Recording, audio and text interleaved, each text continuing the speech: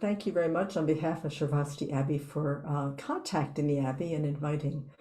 There were going to be two of us here today, but Venerable Tarp is the project manager for our new Buddha Hall, and so she's in the middle of a meeting right now. So I decided to go ahead and take on this lovely sharing.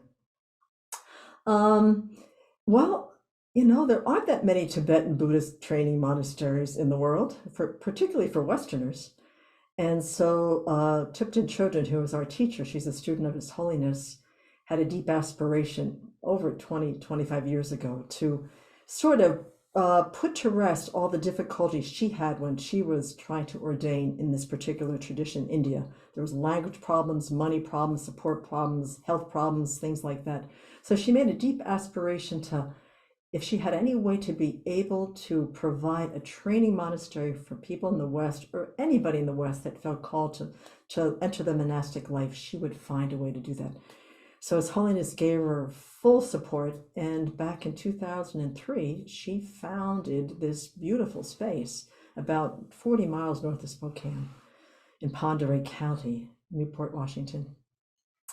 And she held the space by herself the first few years. I was the first lay person to show up, and then consecutively after that, one of her students, somebody who connected with her in some part of the world, came to the Abbey.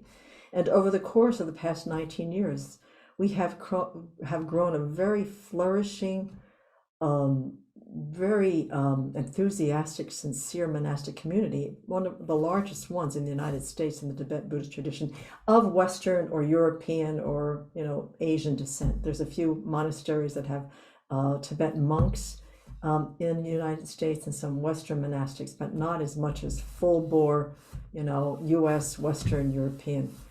And so what happens there is then there's a translation between the deep teachings of the Buddha, bringing them up into needing to, how do we adapt them to the Western culture? How do we adapt them to the Western mindset, keeping the teachings of the Buddha as the foundation of our practice? And so we titled this presentation, Venerable Tarp, and I thought about this, that we called it spiritual sustainability, to connection, its connection to bearing witness, to taking action, which are two of the three tenets of the Zen Peacemaker Circle, which we're really quite taken by, which is one of the reasons why we agreed to do the sharing today.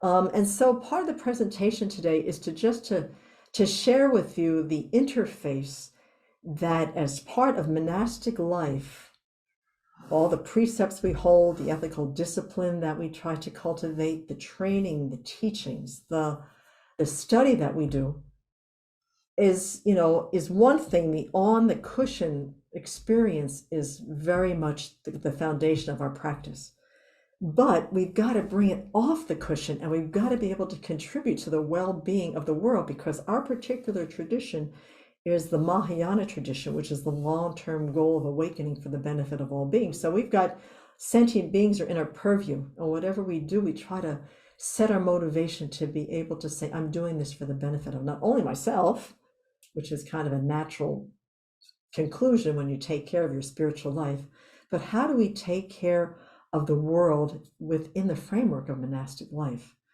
So, and so I wanted to just, before I get into the slides, I wanted to just unpack a little bit these three beautiful tenets of the Zen Peacemakers and how I see them through our monastic training purview, to give you an idea of the framework that we sort of dwell in here at the Abbey, and how we have to do a little bit of a balancing act, being, Westerners, and then going to a beautiful tradition that's, almost 1400 years old, the Tibetan Buddhist tradition. So I wanted to just go through some of these. And part of it is that to understand that for, I think, Buddhists in general, maybe all spiritual practitioners, that our motivation is everything. And in Tibetan Buddhism, it is bodhicitta, this deep altruistic intention to transform our minds and hearts to the point that we have the level of skill, we've got the level of wisdom to be able to meet every living being without exception, to be able to guide, support, engage, and share the Dharma with them.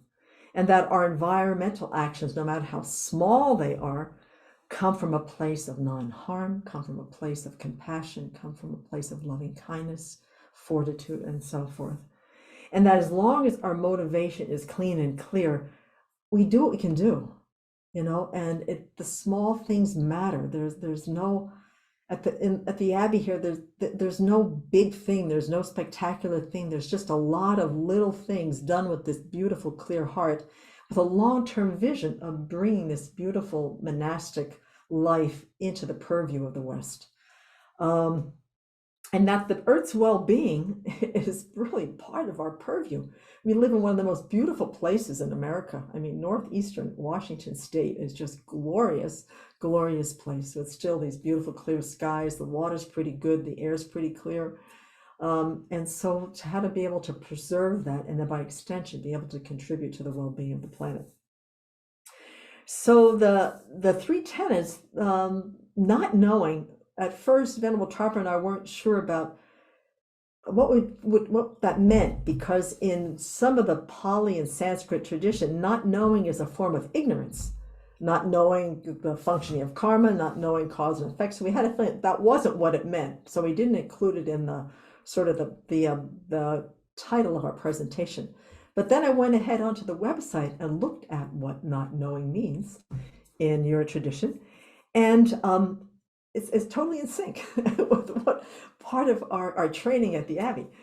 And it's really setting aside fixed ideas and points of view, being able to live at ease with this fundamental nature of reality, which it's impermanent, it's changing. There's no way to control and stop things. And that, as much as we want things to be stable and certain and secure, just by its very nature, that ain't going to happen. So how do you work around that? How do you work around that with your spiritual practice? How do you work around that just doing the things of life? How will things go? Well, we don't know, because impermanence is running the show. The second thing so to develop a sense of ease with this reality of how things are changing, that there's no static existence in our world of ours, to be able to hold that with ease and hold that with joy and be able to grow in that. Luckily, the impermanence fosters growth and transformation. The other piece is that for us in particular is leaving the home life and entering the homeless life. Part of what you begin to dismantle within the first year of training here is all the identities that you have generated and created in the world. You're going to be leaving your family, you're going to be leaving your livelihood, you're going to be leaving your social status, your stuff, everything that identified that you were successful, that you were making it in the world, really gets challenged, and you're asked to really dismantle them, because they just kind of bring a limiting sort of thing with our mind. We can't transform our minds to these beautiful, heart-filled, compassionate minds, because we're so caught up in, how do I look? What am I doing? What do people think of me? Do I have expertise or whatever? So really dismantling the identities. And part of the way when you're doing that, the not knowing is you feel like you're losing some ground under your feet. If I'm not this, then what the heck am I? If I can't do that, what the heck am I going to do? So there's a lot of sort of dismantling, and this not knowing is a beautiful way to just hold this, flowing ebb and flow of life, and to be able to ease off on the white knuckle grasping that we've got on identities. And so as part of the training in the Abbey is you just move into some roles that you just never thought in a million years you do. I never thought I'd do something like this. People are terrified of speaking. People have never cooked in their life. People have never run a chainsaw. People have never driven a tractor. People have never done any type of tech work. I mean, you just get put into these roles to see if you can open up your reification of your identities and sort of grow these beautiful qualities, which are so fabulous for transforming the mind. So not knowing is part of the monastic trait, and it really helps us to grow and loosen up our identities. And the other thing is that the witnessing, seeing life, this also kind of coincides with monastic life, in that seeing life through a larger lens, and to see it, to try to remove some of the filters due to conditioning, due to karma, that are just in front of this lens from the get-go, and how we look at life and how it distorts things, how it dilutes things, how it projects things and imputes things that are not necessarily even there. So witnessing really kind of has got that same, there's a transparency to it, that you're willing to, you want to learn a way to respond to life rather than to react to life all the time. And, instead of the famous quote, or do you want to be right or do you want to be happy? At the Abbey, do you want to be right or do you want to train and transform your mind? That is the question. And you learn soon which one it is for you. The other fun, and that at the same time, as we're witnessing and trying to sort of remove these filters, you can't push the river on it. And at the same time, you can't dam the river either. So there's this quality that I see in this witnessing about capacity growing, the ability to take what comes, to take what you meet every day, and to be able, through your spiritual practice on the cushion, you can really keep your heart open when the challenges arrive. The challenges arise as you dismantle things. You've got to, you're losing ground. You're like floating in the air. You don't know who you are. So part of spiritual practice is to give you, refuge in, well, for us, it's the Buddha, Dharma, and Sangha. That's where you put your refuge. And that part of the witnessing too is that we have what we call a rock tumbler here. So you come in and all of your little sharp points, whether you like it or not, are going to start getting chipped off because you've got 20 people in your community. And most of those people, you would have never responded to an ad roommate wanted. So you're living with people that you have had no interest, you have no commonalities, your personalities are totally different. And you start bumping up against each other. But this rock tumbler of monastic life and the Dharma is like you just start chipping that stuff away with the long-term, goal of having everybody become these very beautiful, smooth jewels. And so I think the witnessing as each other get these things knocked off and the pain happens is to be able to witness for each other, give each other space when things are really tough, and to be there to support when the need is, when the invitation to help is asked for. So that's another piece I love about the Zen peacemakers, is this witnessing, is to really like let go and just recreate yourself. And then the last one is, well, social action, taking action. What am I doing? Why am I doing it? I mean, that's the biggest thing right now. Is it driven by self-interest? Is it driven by self-promotion? Or is it fueled by altruism? Is it fueled by care? Is it fueled by compassion for others? You really start to see, and maybe folks, you can understand this as well, but when you really start deepening your practice and start dismantling some of these erroneous constructions about ourselves, the self-centeredness gets really terrified, and it starts really trying to sabotage and hijack this dismantling because it's really threatening its existence. And so a lot of taking action is where the rubber meets the road. You want it, why am I doing this? Am I doing it for my own self-protection, or am I doing it because I care for people? And so taking action, my understanding of this third tenet is where the rubber meets the road, and so that's really what we try to do at the Abbey here. We try to really see where the rubber meets the road, and it's different for everybody. It takes a heck of a long time. You need a lot of patience. You need a lot of self-acceptance. You need a lot of kindness. But I've seen some pretty amazing transformations in this community in the past 19 years. And so that's kind of the three tenets kind of segue right into this slideshow, where these are two of the main. We have offering service. We have a lot of time on the cushion, a lot of time for study, a lot of time for receiving teachings. But then we offer service to the Buddha, Dharma, and Sangha, and we offer service to the sentient beings in the world. And this particular little piece I'm showing today is how we utilize our understanding of environmental actions. How do we put the environmental sensitivity that comes with non-harm and ethical conduct? How do we play that out when we're trying to build buildings? How do we play that out when we're trying to take care of the forests and the meadows and the orchards and the streams around here? There's really a beautiful interface on how Dharma and spiritual sustainability segues right into how we care for the earth and how we steward her.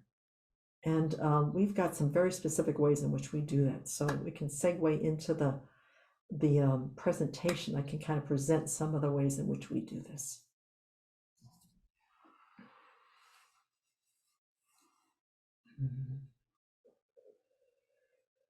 So that was really the topic of this slideshow. The thing that really brought us to Zen Peacemakers is this beautiful spiritual sustainability, how to bear witness, take action, and now also in the middle of not knowing the impermanence of life, the dismantling of misunderstandings and constructs.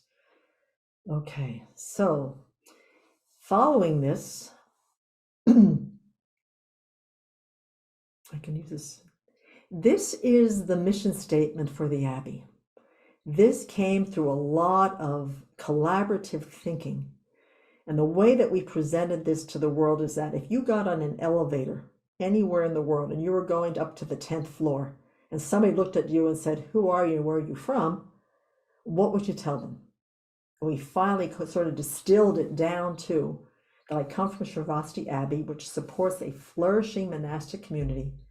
We're learning and practicing the Buddha's ancient teachings to cultivate peace in the hearts of residents, visitors, and the world. We seek to preserve Buddha's teachings, to root them deeply in Western soil, to share them with others, to build an enduring Sangha, and to serve sentient beings for as long as space endures. So we've got a short-term goal there, learning how to root the Dharma in Western soil, how to cultivate peace in the hearts of the people who come to visit us, and for the long term to be able to sustain this for lifetimes. And so that kind of is the distilled essence of our mission statement on why the Abbey was founded, what sustains it, what we keep reminding ourselves, recommitting to, is this is the mission statement of Sravasti Abbey.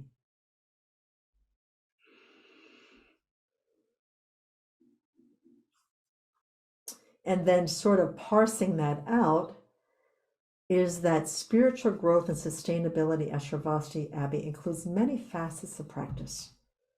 I think for many Buddhists and for spiritual practitioners, meditation, quiet reflection are considered the most important aspect of practice life. That's sort of the foundation. That's the footings on our spiritual practice. But at Sravasti Abbey, what is cultivated and discovered on the cushion, part of the training, part of the growth and the inner transformation happens by integrating it and living it off the cushion as well. Living in community, there's no better place to work on yourself and transform your mind than to live in a community. And all the endeavors we undertake to serve the three jewels. We are really very much focused on the Buddha, Dharma, and Sangha. We serve the Buddha, we serve his teachings, and we serve the Sangha. In this regard is the Arya Sangha, those holy beings that have understood the nature of reality and are the guides and the support for us in the world. And all of that to, all the way to Buddhahood in order to benefit living beings. That is sort of the crux of the matter. That is where the rubber meets the road, is everything that happens at the Abbey is to be able to share the Dharma, offer service, serve the three jewels, and to benefit sentient beings. And that gives us an opportunity to bring all the things we learn, all the things that we grow as best as we can, whether it's compassion or wisdom or fortitude, loving kindness, into all of those relationships that we meet. And we have, before COVID, we had almost, 1,000 people show up at our doorstep. The word is getting out that Sravasti Abbey is a beautiful place if you want to learn about the Dharma, if you want to learn about monastic life, if you just want to take a break and go deep into your practice.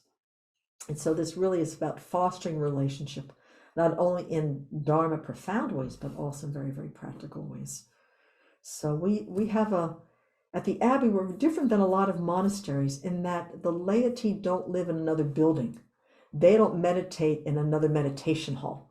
They don't sleep in another space. They practice, eat, live, wash dishes, offer service in the middle with the Sangha. We're totally streamed together. So it's a very beautiful mutual, interdependent relationship, but we're not off on our private, quarters anywhere. We're right in the middle, and we're the welcoming committee when people come to the Abbey, is the monastic community. So the lay friends who come, they support us. We don't, and everything is done on dana. We don't charge the people that come through the door. That's our support. That's all over the world, but we don't charge for Dharma. We don't go shopping. We hardly handle money. So everything that happens at the Abbey comes due to the kindness of thousands of people. And so in exchange for that, we better be up to our practice in a sincere, honest way. And that relationship has been going strong for 19 years and just gets stronger. I mean, it's amazing the food that comes up the road. I can't even tell you. And this building we're building is due to the kindness of our supporters. So that's really kind of the more details of that mission statement. All right, so starting at the beginning, when you're a Venerable Thubten Semkye, who was the abbess and the founder of Sravasti Abbey, she came here with 2 cats. She raised enough money from her supporters that when she bought this property from a lovely Mennonite couple, it was her and 2 cats. And I moved in the following year in 2004, and she wanted to make sure that whatever property she found and she could afford, that there would have to be a building on that property that she could turn into a meditation hall. The community had to practice together. It had to be group practice. It had to be the beginning of the collective energy, the collective karma, the collective merit of keeping this place going. And so when she bought the land for Sravasti Abbey, it had a house and it had this garage in it. It had an oil tank in it. It was made out of some logs. The former owner had logged it. So it was built out of tamarack logs. And you work with what you got, So first thing, this is it. Right from the beginning, she said, we're going to work with what we have. This is the building we have. We're going to make it into a meditation hall, and the community that practices together stays together. So this was the first remodel. We hired a local carpenter. We did a lot of the construction cleanup, and made it into a beautiful space. We raised the ceilings. We put a little entryway on it. We put a laminated floor, we insulated it, we put electricity in it. I think it's the only log cabin meditation hall in the United States as far as we know. And we've done all of our ordinations, our retreats, our teachings, our practice. So it's got a lot of good vibe in it, a lot of rich, beautiful vibe in it. And so we moved it about 250 feet when we built another building. We refused to take it down, so we got somebody to move it 250 feet so we could keep it. And that's where it is right now, tucked into that little forest grove. Okay, so we use what you have. Next slide. And it'll do just fine. So we put up our beautiful altar, we hung our tankas, we have the Kangyo and Tengyur, we have a Buddha statue. Venerable had all the holy objects even before she had the land. The Buddha came, the Dharma came, but she had no place to put them. So when she bought the land, we turned the garage into this meditation, which we still use. And it'll do just fine. And it has for 18 years. We do everything in this space. And then over the years, more and more people came. They just kept coming for the Dharma. They just kept showing up. Can I come? I want to train. I want to check you folks out. I want to do retreat. I just became a Buddhist. Can you help me? And so, it ended up being for 8 years, that little cabin, and it wasn't so much that the space in the meditation hall was becoming the problem. We didn't have any place to put people to sleep. People were tenting. We had porta potties. We had people sleeping out under the stars. We had people sleeping in the workshop. We had no place to put people to sleep, and we couldn't feed them. We had a house for a family of 4. We were feeding 65 people in the living room with a kitchen with a small burner and a stove. So they kept coming, and finally, in 2012, we said, we gotta go bigger. So part of what we do is we do this. We come together, we look at the benefits, what's going on. We're at a tipping point. We can't go any farther with what we have. Everybody's got to be in. And at that time, we built Shenrezi Hall. This was the community. This community didn't need a 10,000 square foot building, but the 1,000 people who came every year needed the 10,000 square foot building. We needed a bigger kitchen. We needed a meeting room. We needed bathrooms. And so the community said, we're all in it.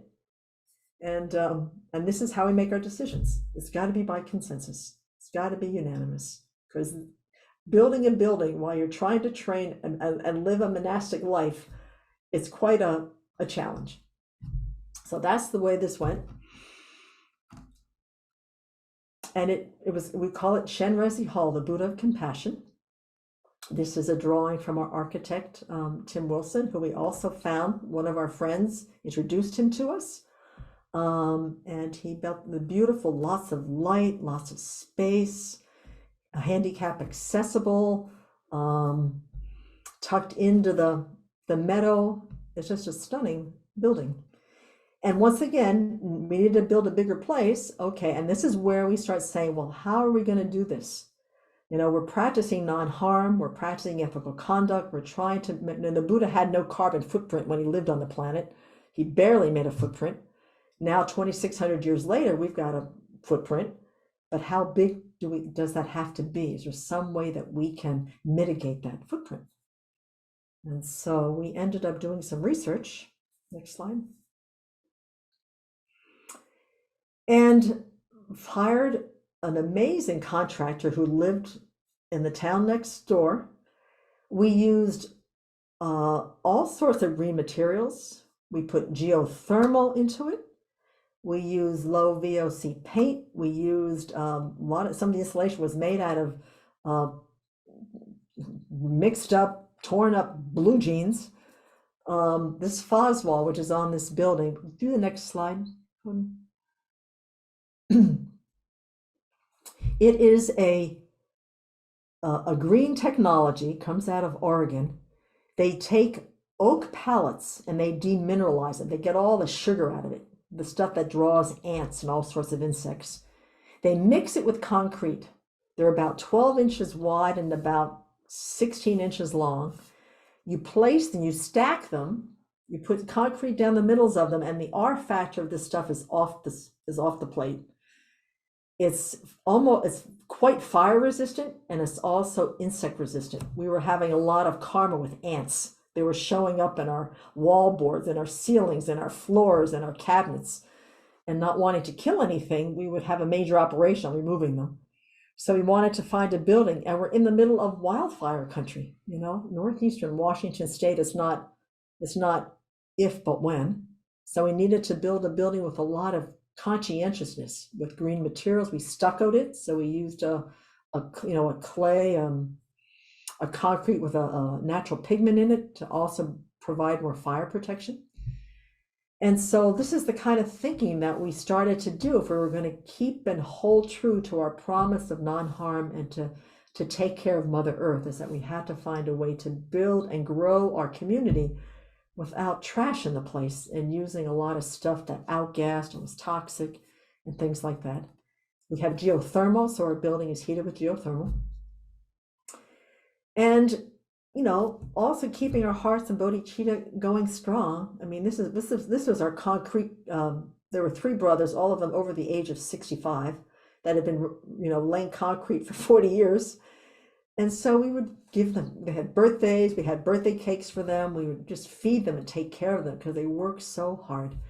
And so it was this gentle exchange between the local folks who would never know us except that they got hired to build our building. We were one of the best kept secrets in Pend Oreille County for years till they kind of figured out where we were. We don't make a big wave, we don't make a big noise. And so we started really working with the local contractors, everybody that we can hire to keep the money in the counties, the very sort of the poorest counties in the state of Washington, keep the money in, keep it moving, keep it, all the lumber, all the whatever we need to try to keep it locally so that we can keep the the livelihood going for the people there. That is such a struggle. So it took a year to build it. Next slide. And it just turned out just lovely, very welcoming. It holds our library, it holds our meeting rooms, it holds bedrooms for both the men's quarters and some of our lay women. We've got a full commercial kitchen. We've got a full dining room that you can hold 80 people, 90 people. And it was built for everybody. You know, we're kind of the stewards of the Abbey. We don't own the place. It belongs to the Sangha of the 10 Directions, the monastics of the 10 Directions. But there isn't any, you know, anybody who wants to come and come and see us can come and see us. The doors are open. All right, so forward again, 14 years later, okay? So the hall still, you know, so we had more room to sleep, we had more room to feed people, we had more room to, you know, to have meetings, we had more toilets.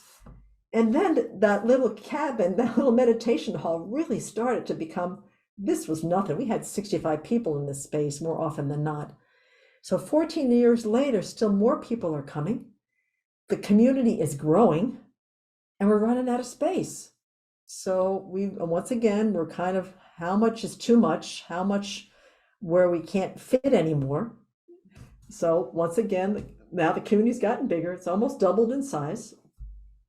We're responding to the need for even a larger space to practice. Okay, so now we're looking for a place that's going to provide the practice space, the temple. And this is, I mean, I just can't tell you how big this is, folks. This took so much thinking. And it's a big deal. It's a big deal. We thought about it 2 or 3 years ago, and then COVID happened. Everything got put on hold.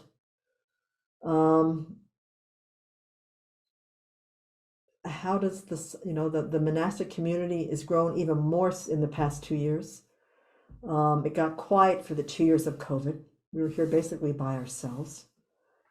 So we're like, well, do we need the Buddha Hall? Do we not need the Buddha Hall? Well, we need the Buddha Hall because once COVID's over, the folks are going to be back. And that has certainly played out. So this beautiful temple is going to be tucked into the hill. It's almost twice as big as Chenrezig Hall.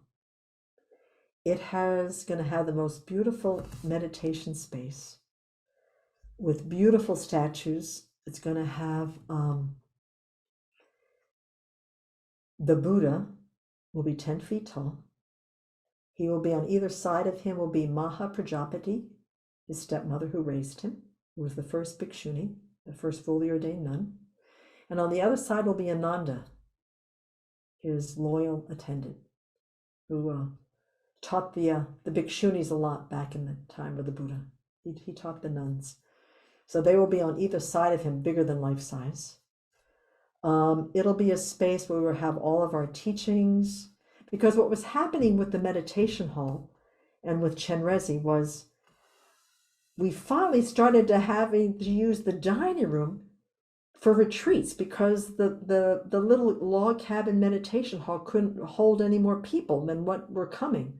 So we were moving furniture, we were moving chairs, we were moving tables, we were moving teacher seats, we were moving audio equipment, we were moving computers back and forth from this little log cabin to our big Chenrezig hall, turning the dining room as best as we could into a teaching space. Lunchtime would come, we'd have to turn it back into a dining room. After lunch, we'd have to turn it back into a teaching space. And then, the next morning do the same thing. Meanwhile, the cook's trying to cook in the kitchen while the teachings are going on. So they've got to cook silently without noise. No dishes, no clanking, no breaking anything. So this is what we've been living with for probably the past 4 or 5 years, that we've outgrown the hall except for just quieter times. And we've had, when Ling Rinpoche came, we had 105 people in the dining room at Chenrezig Hall. We fed 105 people, and that was like finally the decision was made 4 years ago. So we need something else.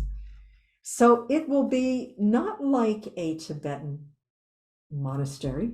it'll be like a Western contemporary monastery. It will have the stucco, it'll have the phos wall, it'll have the geothermal. It gets heated by Mother Nature, gets cooled by Mother Nature. It will be lots of light. The lighting will be everything. The space will be filled with tankas that we have been accumulating over 19 years that are all rolled up in storage because we don't have space for them. It will have a posada room where the monastics do their twice monthly confession with each other. So they will have a special room just for that. We will have a room called the Tara room, which is a room that is going to have 21 Taras, a beautiful statue of Tara. And that will be a very, very special practice space. And then we will have a space called the Dedication Hall, which is what we do every night at the Abbey is all of our virtue, all of our positive potential that we have generated during the course of the day, serving the three jewels, serving sentient beings. We dedicate all that merit for fortunate rebirth for people who have died. We put a lot of people on that list from COVID this past year that have been on that. Any place in the world, the people who died in Ukraine, in Yemen, the floods in Kentucky, the shootings, everybody goes on this prayer list for precious human rebirth.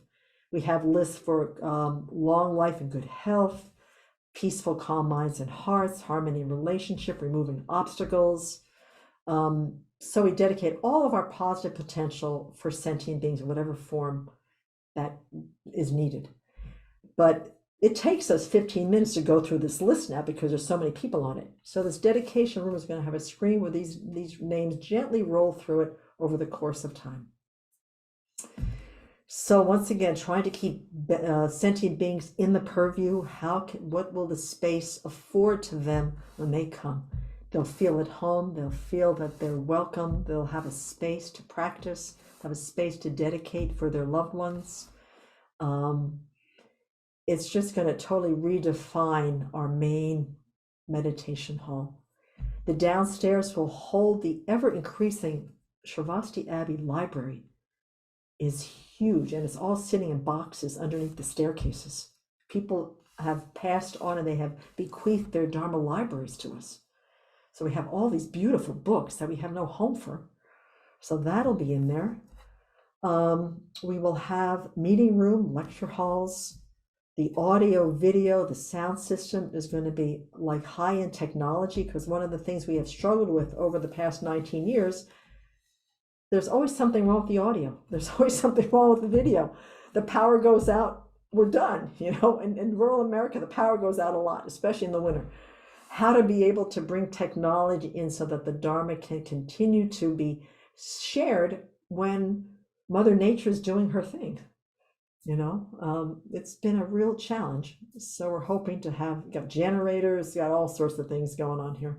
So once again, trying to make a carbon imprint. Once again, it's got a low VOC. We're looking at green carpet, green flooring, no outgassing.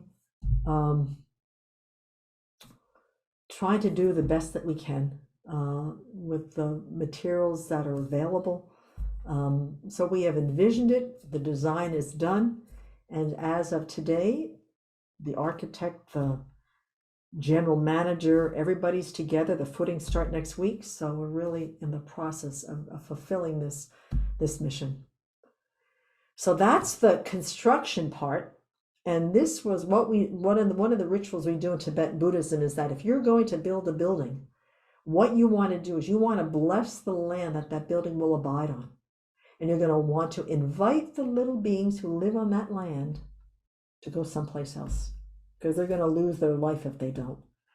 And in the event that they lose their life, Venerable Children here on the right, and Venerable Chuni, one of the senior monastics, there's a beautiful ritual of really asking them to depart and then bringing on just all the holy beings into the site to bless the land. So there's no obstacles, there's no difficulties, to really to bring it home, to say we want to do this as kindly as we can.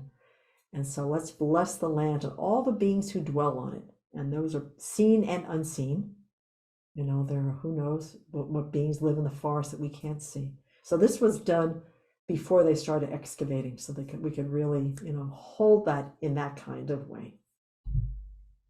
So that's the construction piece, the geothermal, the Foswell, the trying to conserve energy, trying to increase efficiency and energy conservation. So many things to research and to understand. And Mother Earth is helping us with the geothermal, it's helping us. We might put some solar. We haven't thought that out yet. Probably not. We have solar on some of the buildings. Because here we've got a lot of hot, dry summer. We've got a lot of cold, snowy winter. So we've got a big expanse of temperatures. The weather's harsh on both ends. Okay, so the buildings are surrounded by this glorious forest.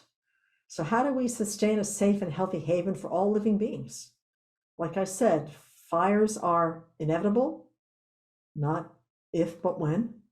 And so over the past 19 years, we have been in collaboration with the State Department of Natural Resources. The state of Washington's got an awesome group of foresters who come into your space, come into your forest and help you to understand where are the fossil fuels, where's the danger, where's the stuff building up, where's the disease, where's the, how can you mitigate as much as you can when a fire does come through here to minimize the damage and the destruction. So for the past 19 years, we've been doing cost shares with the state of Washington. They give us a number of thousands of dollars. We do all volunteer work. The community's out there with all sorts of tools. We have volunteers from all over the world to come and visit. They go to work in the forest. They go to work in the meadows. It's just it's a labor of love. So this is the upper meadow. Requires a lot of collaboration. I mean, people who come to visit us. The picture on the left-hand side there with the young ones, those are some of the homeless youth in Newport who are in host homes until they find places to live, coming from homes that have substance abuse, a lot of their parents are incarcerated. So we invite them to come and spend time with us. We feed them lunch, they do some meditation with us, and then they go out and play in the forest. And so we have done that, not too many times because they're continually moving and changing locations and stuff, but we did manage to get them for a few summers. On the right-hand side, it's just some of our friends, guests who come and visit us for a month, people down the road. We go out into the forest and we some of us know how to run chainsaws, we know how to run chippers. We get professionals in to masticating, all to mitigate the fire level. So much of Smokey the Bear, bless his heart, just did not serve the forests of America very well. We put out every natural fire that there was, and as a result, we've got a lot of overstock, a lot of disease in the forests. But we're working on it. So this is kind of how we do it. Mindfulness, Roy, chainsaws, chippers. If you're not mindful, you can lose something. So we have people who are well trained, people who really know how to take care and be safe, and who bring their expertise onto the land. They work all week. They come up and spend their time running saws and running chippers and felling diseased trees. I mean, they just give so much of themselves, and most of them are behind desks, so they love getting out and using some energy and kind of letting off steam. So it really brings the stress level for them down. So we really utilize the volunteer collaborative nature of our supporters. They're just the best in the world. Harmony, trying to keep our values in harmony with nature. Up not far from where we live, there's old growth cedar forests that are still alive and kicking. This is one of the places which we visited one day. These trees are about 650 years old. Just trying to keep them in our purview. We've got a few on our property that are about 150 years old, but not as big as this. So to continually remember that we're trying to live in harmony with nature, not in opposition to her, not in powering over her, not in acquisition mode, but in stewardship mode.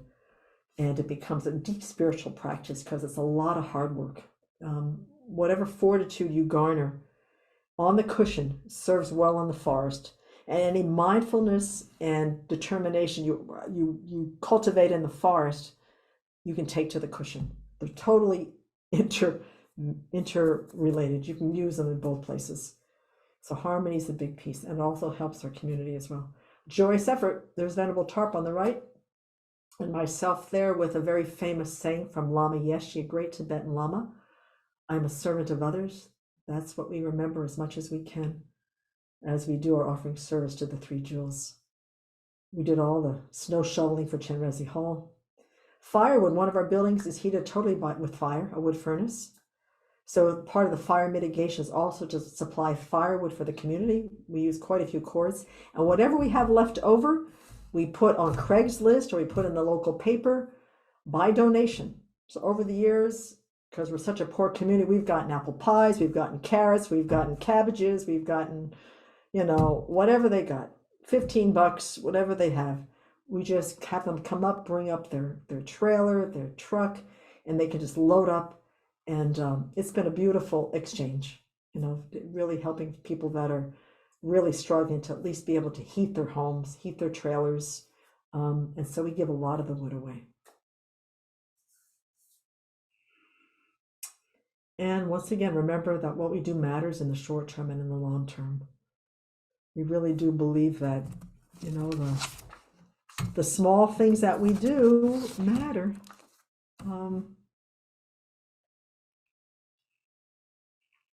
There is it's just very, very, everything rolls into one at the Abbey.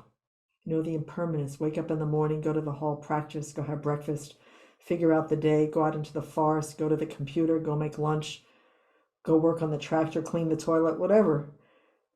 All part of practice. At the end of the day, go back into the hall. How's your mind? What happened? Are you still in a good space? What did you learn? Receiving teachings. Everything just kind of becomes a river, becomes a stream of Dharma if we let that happen. Then witnessing our relationship to Buddhas and sentient beings. This is Bev Brecht. She's a stained glass artist that we met through a mutual friend. She has made us as offerings the most beautiful stained glass. This is the Buddha of compassion she's doing. She does her stained glass the way they did the Chartres cathedral glasses. She fires her glass. She uses silver. She paints. She fires, and they're beautiful. And so she's done she's done 3 of them so far. And this is her offering. She says this is a deep practice for her. And she's in North Dakota. She does them in North Dakota, brings them out, we ship them out, brings them out in her car, and we place, they're sort of the cherry on top when the building gets done. Stained glass is put up into the windows. And she says her practice, has really deepened since then. And the practice of non-harm is the foundation of all the witnessing in our practice, in our world, in our community. We took down all the barbed wire, took it down, put up all the no hunting signs, We have a lot of wildlife on our property, and a lot of them, are vulnerable. And so we really try to foster this in our young people who come, These 2 people were in our exploring monastic life recently, where they come for 3 weeks. We had about 15 folks come and really submerge themselves in the practice, in the community, in the offering service. They get totally submerged into the community for 3 weeks for them to really check their aspirations, be provoked into some very transparent, sincere self-exploration. And we also have a lot of fun. And we got a lot of vulnerable ones on our property. We've got cougars, we got moose, we got fox, we got rabbits, we got bald eagles, we got great horns, we've got little snakes and bobcats. And we're in hunting country. So this mom and her babe, she's lived with us for a few years. We keep telling her to stay within the property line because they've got lotteries in our state for moose. So far, she's kept safe. We've got about 6 moose on the property.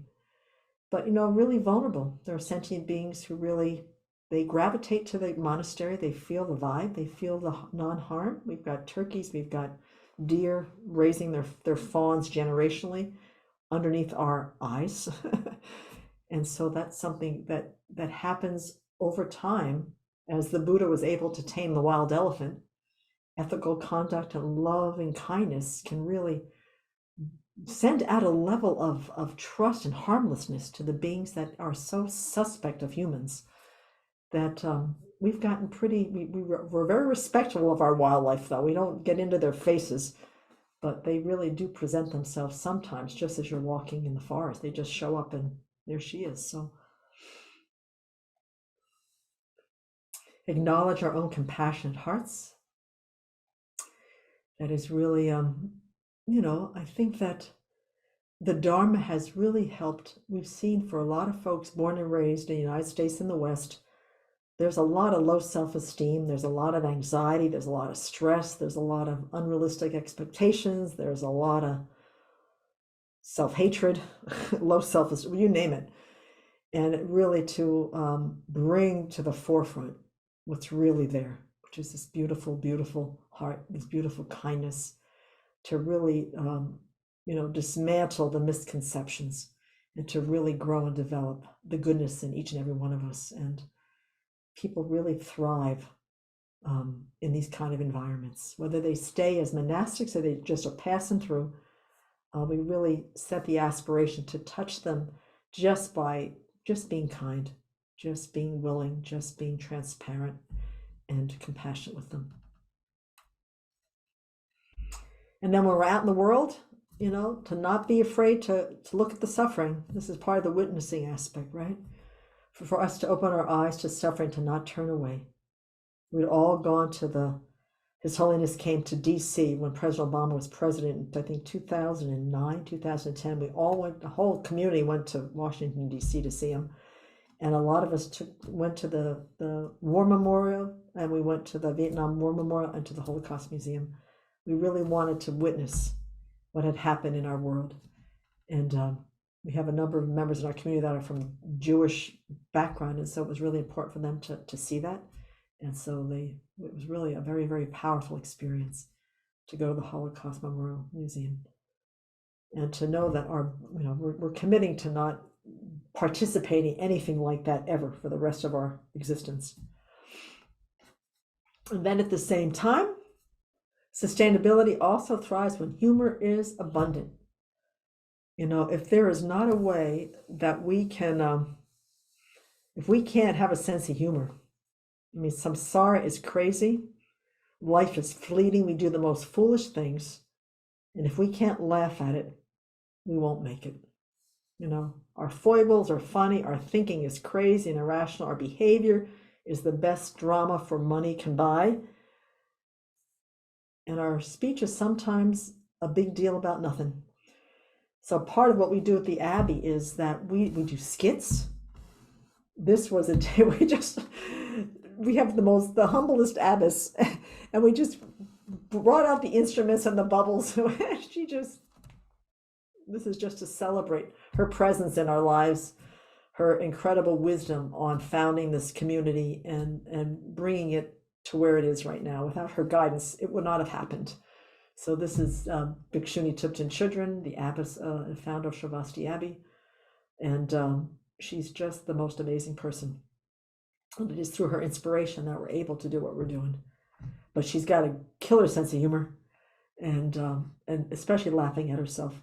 So she's really taught us to laugh at our own foolishness, our own childishness, our own crazy thinking, and that really dissipates the solidity, the reification, the self-centeredness, the self-defensiveness, when you can really, really laugh at yourself. It's a huge part of our training, is to make a fool of yourself as much as you can at every occasion. And then, in solitude, we develop our compassion and wisdom to alleviate suffering where we can. So we're kind of out in the boonies, you need a map to find us. So there is something about solitude. We close the doors for 3 months in the winter. We go into silence. And when our guests are not around, it's pretty quiet.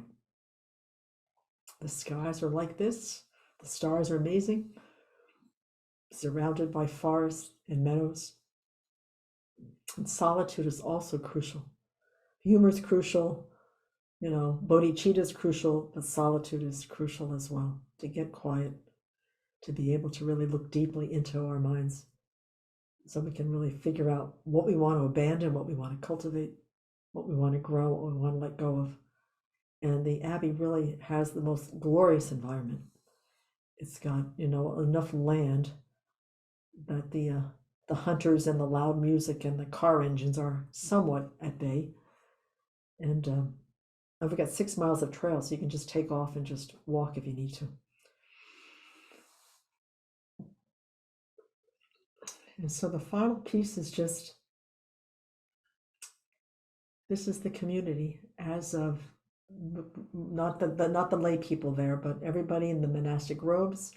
And then the ones in the back in the blue are trainees. They're doing their period of discernment. So may all beings be witnesses to the love, compassion, and wisdom in each other. This is really, this is us. And we're just so happy to share whatever we can about our lives with the world, and to continue to practice to support peace in the world. Our motto is creating peace in a chaotic world, and we do our best as we can to be able to do that. We do our best. So that is the slideshow. So whatever, maybe questions now or comments, and then I could just share a little bit about our relationship to the incarcerated after that. Yeah, thank you, Venerable Semkye. Really appreciate that slideshow, the presentation, your clarity. Wonderful to hear. Yeah, I would love to hear how you're working with people that have been either currently incarcerated or previously incarcerated, and kind of your history, I understand, is pretty vast. Yes, thank you. Well, it really did begin with Venerable Thubten. She, hi Paolo. I know that face. I don't think it was ever her intention. She had just sort of settled into, she had lived in India for many, many years, and she came back to the States trying to figure out where she was going to land, and had sort of got together with some students and formed a little Dharma center in Seattle. And somewhere along the line, if my memory serves me well, she received a letter from someone who was incarcerated. She had never written the man. How he got her address, we don't know. But she wrote him back. And then a while later, he wrote her back and said, I sent out, I don't know how many dozens of letters he had written to Dharma centers. And she was the only one who responded to him. And as a result of that, word got around, whichever correctional facility he was in, that there's this Buddhist nun that responds to your letters. And so that's how it began. That was like in 1992, 1995. And so over the course of the years, that connection has grown just by word of mouth through the correctional facilities. And then as she got to know the incarcerated, she would then make it a point, if she could get in, she would go in and visit them personally. So then she started having very personal relationships to these groups of incarcerated, Missouri, California, Florida, Kentucky. A lot of the correctional facilities sit in these pockets in America. And she has been faithfully doing that, writing some of these men she has been writing to for 20 years. And during the course of this time, she got other people in our community interested. There's one particular senior nun in our community, Venerable Jigme, who holds the database for the incarcerated that have ever communicated with the Abbey in any way, shape, or form. I think there's over 1,500 of them. She sends them a quarterly Dharma dispatch, which is some of Venerable's teachings or some words of wisdom that gets through their, they've got this, censor board in there somewhere, but it tends to be able to go through the system. Venerable Jigme, she responds to hundreds of inmates as well. She's got a team now of 2 or 3 people because the letters that come in are coming by the dozens. But what is so, and then we have a medium security facility about an hour and a half from us on the other side of Spokane called Airway Heights. So over the course of the past 20 years, we have many of us have visited it. We've had some of our teachers, Kenser Jampe Tekchuk, Geshe Darje Damdul has visited. We've gotten them into the prison so that they could give teachings. And that was just like the highlight of these men's time. They have been together. The little community in Airway Heights has been together for, I think, over 15, 18 years. They come and go, but it still continues to be sustained. And 4 years ago, Venerable Tarpa went in and got the volunteer accreditation to become a volunteer coordinator for them. So she could go in and help facilitate without needing somebody else to go in with her. So that's where Venerable Tarpa's connection is with the incarcerated at Airway Heights. I've been a number of times. I've written a few incarcerated over the years. But what has been beautiful is that Venerable Children and Venerable Jigme in particular have shared some of the letters that they have received from the incarcerated over the years, and they have seen the changes that the Dharma has brought into the lives of these men and women, and the wisdom and the ability to practice in some of the most dire circumstances that can be found, with a level of concentration, a level of focus that all of us wish we had. A number of them, one of the men that Venerable wrote to was on death row in Oklahoma. We got to meet his defense attorney who was hired for him. She actually committed her life to defending the incarcerated who were falsely accused. And so we got to meet his attorney. She came to the Abbey, did a YouTube video to try to see if we could convince the governor of Oklahoma to provide clemency for him. Venerable wrote, that did not happen. One of our monastics went to the day of his death. It was by lethal injection, and that he was able to forgive everybody. His last words were full of a lot of compassion. I wrote Don for a few years, but Venerable had written him for many years. We believed to the very end that he was innocent, that he was framed. So that was a very, very powerful time. His family sent his ashes, so his ashes have been sort of put into the winds up on Sukhavati, a beautiful overlook that we have into the valley. A number of the incarcerated have been on parole or have been released. One of them that was in Airway Heights for many years wrote a book called Unlocking One's Potential, which he wrote and the Abbey helped support publish. And so that is a beautiful little book about some of the Dharma insights that he attained while he was incarcerated. One of them now lives in Spokane. He's married. He comes up and volunteers.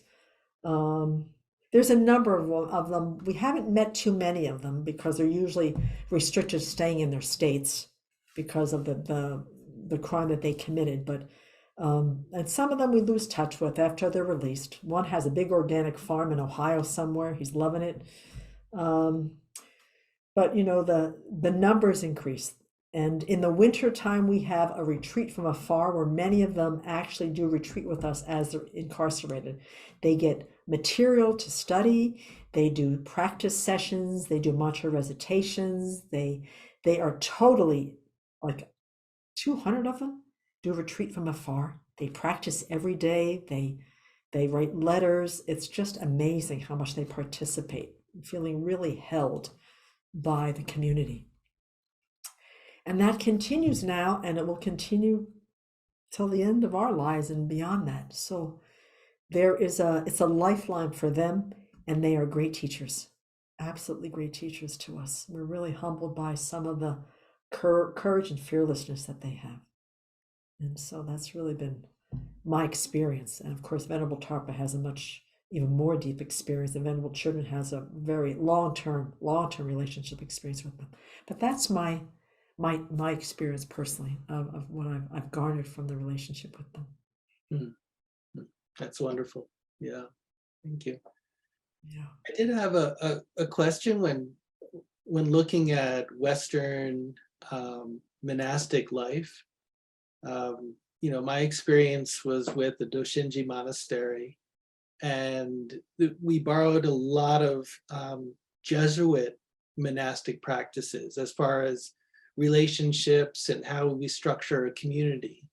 And I was wondering if you adopted any Western ideas for your community, or whether it's been very strict or very traditional, I should say. Well, Venerable, in her journey through her monastic life, she and a number of Western nuns early on back in the 80s tried to start a nunnery in France at Dorje Palma. Mhm. Um, the monks got to live up in the big house, and the nuns got the horse stable. And she said through the process of that and living at Kopan for a number of years with her teacher, Lama Yeshe, is that she figured out what she didn't want. And when she was going to found the abbey, she talked to some of her teachers.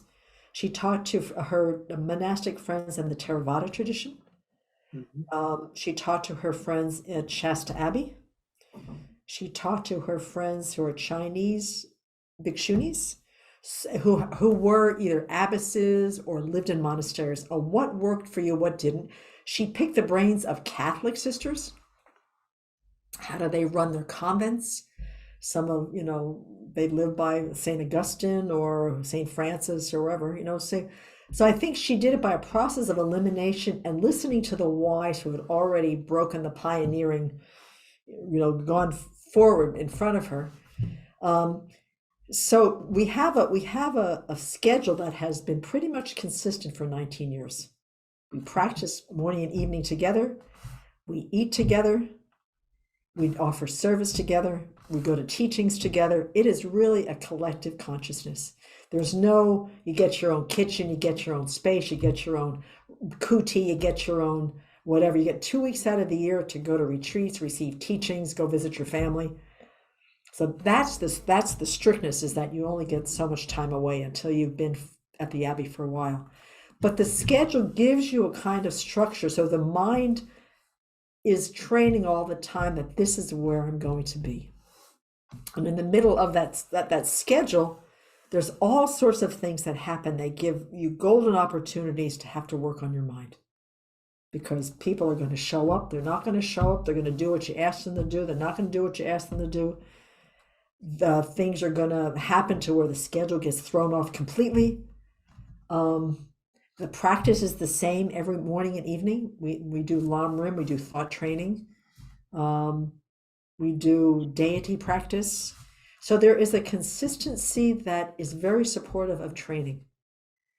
And at the same time, when Venerable teaches, she understands the Western mind because she's a California girl. I mean, she knows how Westerners think. She knows how Europeans think. And she's been in Singapore long enough, for many, many years. She even knows how Singaporeans think. So when she teaches, even though she's coming from a very traditional, the Gelugpa tradition, which is the Jesuits of Tibetan Buddhism, right?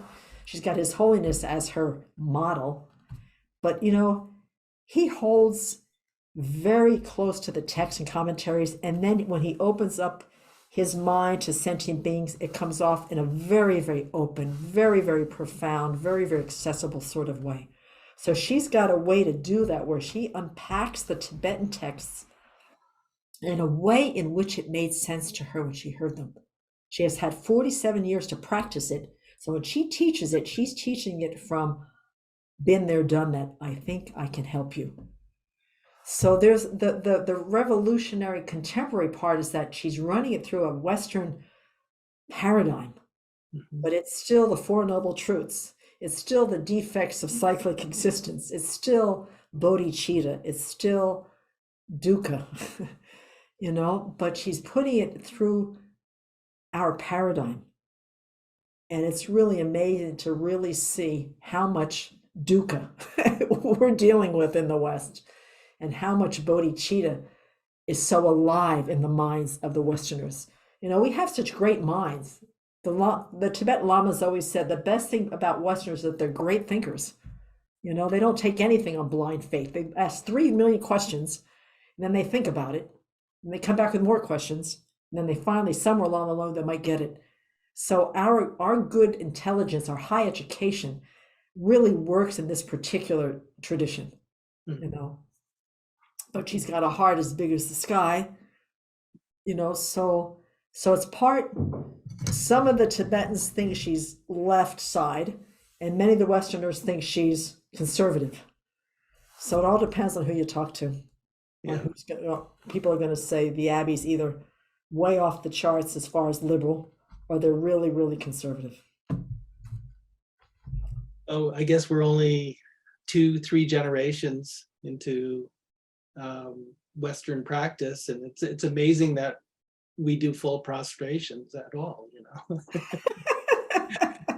And for some of us who are ex-Catholics, it's just like coming home, right? But for a different reason. For a different reason. But there's a lot of adaptation without losing the purity of the teachings, and she's able to hold that, you know, like His Holiness does. She's able to hold that very fine line. Yeah. I want to say hello to Venerable Gawakandra. It's been many years since I've seen you. Good to see your face, Venerable. Came to the Abbey many years ago, Odin. Oh. And Paolo was at the Abbey last year. Last year, right, Paolo? So. And how long were each of you there for? Paolo, how long were you there for? Around 1 week. Nice. Yeah, just over a week. Where do you live? I did a couple of retreats there. One of them was, I believe it was 5 weeks. Mm. It was a long time ago. And at 75, some of the gears are starting to slip. Well lubricated, that's all. Well lubricated. That was nice. Skillful speech. And then I did another one. I've done several retreats from afar because I'm in a very isolated area. I'm the only monastic for about 300 miles. Wow. But the people that live here, once they got over the fact that I'm bald and that I wear funny clothes, they're enchanted by the Dharma. I work with marginalized populations, addicts, alcoholics, people with mental health issues, prostitutes, people just out of prison, people in transition. And I've not met somebody yet who doesn't sort of brighten up when they hear the Dharma, because they realize that this is for me too. This speaks to my heart too. I think it's got nothing to do with me. It's absolutely the Dharma.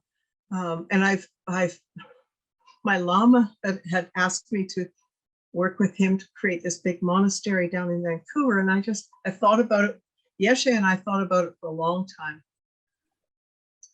But there are monasteries down there and there's nothing up here. But there are people who feel their hearts brighter and fresher and safer in the world because they hear the Dharma. So I will not leave. I don't need anything bigger. I just need to be absolutely clear that I'm of more use here than I would be in any place that has lots of monastics. I do travel down to Changu Monastery for events because that's where I ordained. And there are several other monasteries down there where I'm kind of a guest speaker, guest prayer. And that's wonderful. But here is where I can offer the Dharma and nobody else is doing it. And it's lovely to see you again, Venerable. It's just so lovely to see your face. A long time.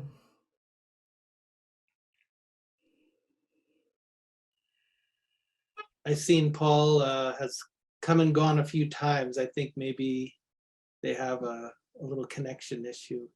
But if your audio works, Paul, please say hello. I guess not. Well, if anybody has anything else to say, would love to hear it. No, okay. Well, Venerable Semkye, thank you so much for this presentation. Really wish you the best in your upcoming construction. It's going to be a whirlwind of activity, I'm sure. It's going to be wonderful. Yeah. When do you plan on that building being completed? The contractor says it's going to take probably about next fall. Yeah, 1 year. So I'll be here in the trucks for a year. Yeah. The dust is amazing. But our hearts are in it, and they're really very professional, very respectful. Some of them haven't gotten used to there's one thing I want to share, is that the architect that we have is a wonderful person.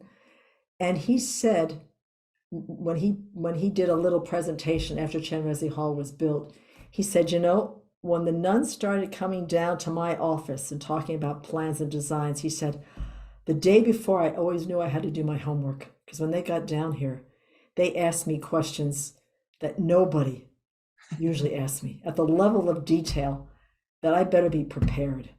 And so a few weeks ago, he was on the Zoom with the general manager and the main contractor and the site supervisor. And they were trying to sort of give a lot of the detailed information to him and kind of bypass our little Buddha Hall team. And Tim said, no. Give it to them. They understand this stuff. Don't leave them out. So the whole idea of having nuns on site in our little logging lumber conservative community, where you just don't find nuns making major decisions about a lot of money and a lot of things, it's been a little bit of a learning curve for them to how to relate to us. And but we have a lot of experience, and they're warming up slowly. But it's one of the most transparent relationships that you really get to foster, is that when you're building a Buddha Hall with the offerings from your supporters who have faith in the Sangha, and you meet up with the world, you really have an ethical responsibility to use that money as wisely and as judiciously as you can. And we have found a contractor who is a man of faith, and he understands, and he's meeting us, but when things come out of left field that we don't understand why it's costing that, when you said it was going to cost that, we're going to have to find some answers. So he's to meet that responsibility, and at the same time have the relationship with someone that we have entrusted a huge responsibility to, is to cultivate that relationship. And it's one of the most challenging, and it's one of the most rewarding relationships I've seen us cultivate. And Venerable Tarpa and our abbess and our other project manager, Venerable Thubten, they're in that relationship right now, beginning to cultivate that relationship with all the many people that are going to work on this building. And the clarity that's already being requested from them to the contractors is already quite apparent. And he's really stepping up to the plate. So it's, it's a lot of money. There's a lot of responsibility. And he's seeing how precious we hold this. I think he's starting to understand that. And he'll understand it more as time goes on, is that this is something we treasure, and we will account for every penny, because it was done on the hard work of others. So it's been a really interesting to watch, and to be part of the Buddha Hall, but in a very small way. Yep. Relationship. It's all about bodhicitta and relationship.